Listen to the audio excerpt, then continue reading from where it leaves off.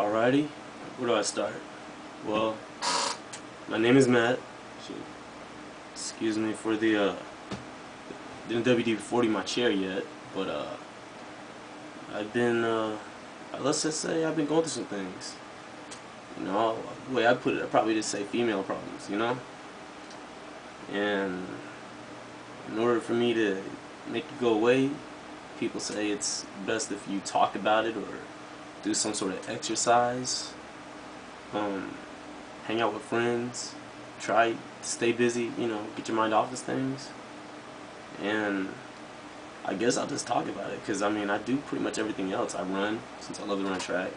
I dance to stay in shape, and I got a lot of friends, but I got some good friends, some bad friends, so I got a mixture of the two.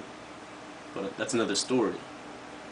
But I met this one girl that has been after me for months, and I knew her from a friend of a friend from the club.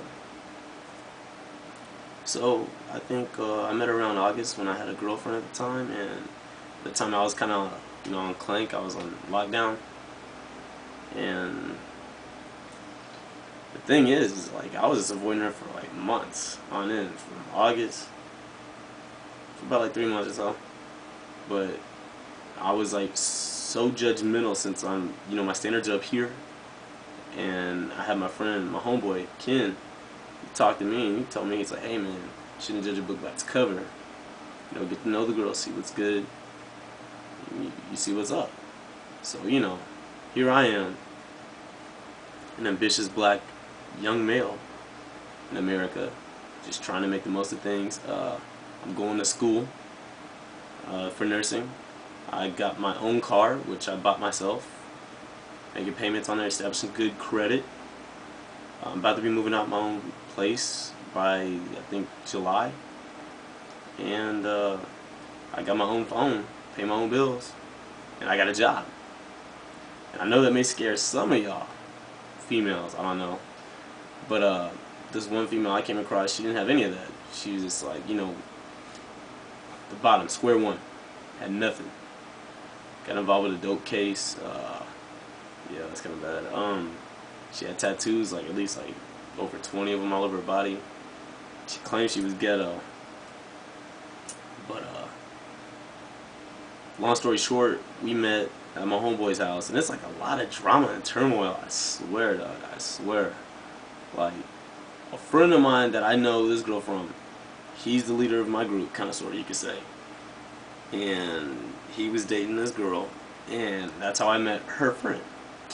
Her friend was been after me for months and whatnot, and let's just say my homeboy, who was dating one of her friends, which was, I don't know, a lost cause, I would say. She just dumped him, went for my brother. Next thing you know, all I can say is shit. 10 minutes later, I'm hanging out at my big brother's house, and she comes right over and brings her friend. Next thing you know, we all chilling. Shit. Next thing you know, after, you know, watching a scary movie and shit. Oops, sorry. After watching a scary movie and whatnot, we just started messing around. I mean, knowing me, I think too damn much, and I'm not really trying to go that way, you know. So, you know, we just messed around we messed around like for a couple of hours or something, but didn't do anything. No major. If y'all guys are wondering that, but let's just say over a course of like 2 weeks, I met her on October 15th and to the 24th or the 25th, let's just say a week or so. Got really heavily involved in the girl, and I know, I was taking things slow, trying not to move too fast, but she wanted love. I wanted that, but I wanted to build up to that, because I mean, ain't nobody from my status gonna like dip down low and try and, you know, get with somebody who's, you know, not on their level yet, and that may shy some people away, such as, like, you know, beautiful girls, models, successful businessmen, anybody who's very goal oriented and ambitious, and they're still climbing up that ladder. There's some people who are just stuck in that rut of mediocrity and don't want to move, you know. But after getting to know the girl and everything, I started getting real close to her. Long story short, she left me for another dude, and I'm like, why the fuck are you gonna take 2 steps back? I mean, actually 4 steps back or a mile from like something good. I mean, you had somebody that was there to listen to you all the time, drove you to go see your PO officer, took care of you while you're sick, bought you food whenever you're hungry, actually remembered what your favorite flowers were for your birthday. And you just end up going back with your ex who claims that, you know, you needed love and he was there, and now you move in with a busted ass dude that does not have a car, doesn't have a job or claims he's getting a job, and does not have a place, but y'all two move in with his mother. I don't know. Sorry about that. In my opinion, I think this is bona fide ghetto.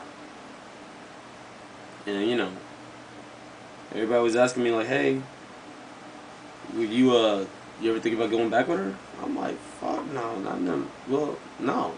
I mean, she did me dirty, didn't tell me anything. Cause I mean, you can't go from like, you know, giving me head on Monday, and then on Tuesday you get back with homeboy and you kissing all over him with dick still fresh on your breath. Shit don't fly with me. But hey, if it makes you happy, it makes you sleep late at night, you my guess.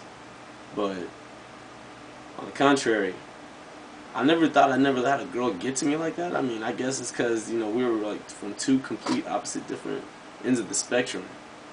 And after getting to know that person, you know, intimately, one-on-one, without the sex, I think that's why she loved me, because I want to have sex with her. I mean, it's pretty sad, you know. I mean, I'm gonna admit, I cried, but I got over it because I ran 7 miles, got that serotonin and dopamine flowing throughout my brain, feeling better, and I thought it was time for a change, so therefore I got me a mohawk. So, as you see, I'm looking like Diddy. I run your city, and I'm not talking marathons. But long story short, a good guy like me often wonders why females like this do this to them. You know what I mean? And then they always wonder, well, how come I can't find the perfect dude? You're gonna be pretty much, you know, left out in the dust. I mean, if you got like your specific details of Mr. Perfect or Mr. Right down to a T, you know what I mean?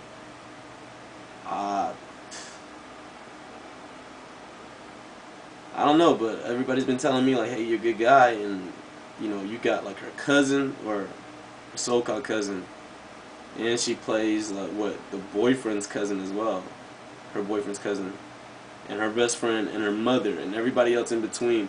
It's telling her, why'd you leave that dude? He was like a really good guy. I mean, he did all this stuff for you, and you'll never ever come across a guy like that again. But you claim you're happy.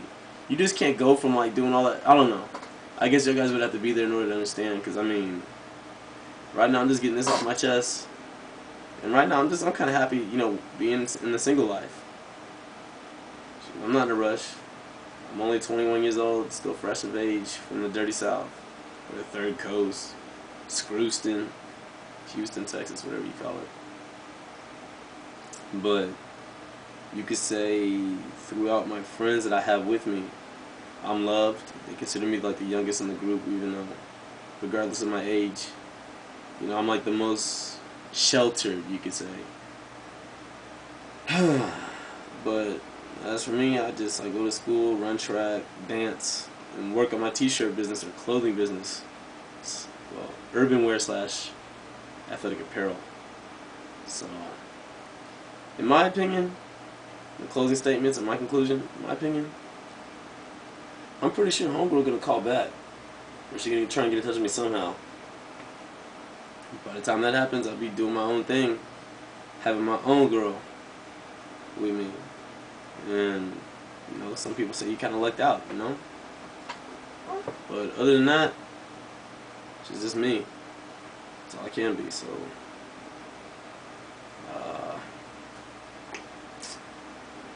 let's just say the moral of the story is, don't open yourself up to anybody so soon, like I did in my opinion, or in my case. And don't be so judgmental towards anybody, because I mean, just because somebody looks like really hard and rough on the outside doesn't mean that they're really good on the inside. You actually got to get to know the person before you make your judgments. So, excuse me. Other than that, you don't always have to go by your heart. I don't know. Me, I think your heart gets you in trouble. But I try to like go logically. But other than that, it's whatever. But I think I'm a good cat, so I got a lot going for me. No more obstacles in my way. So I'll see y'all guys at the top. Take care.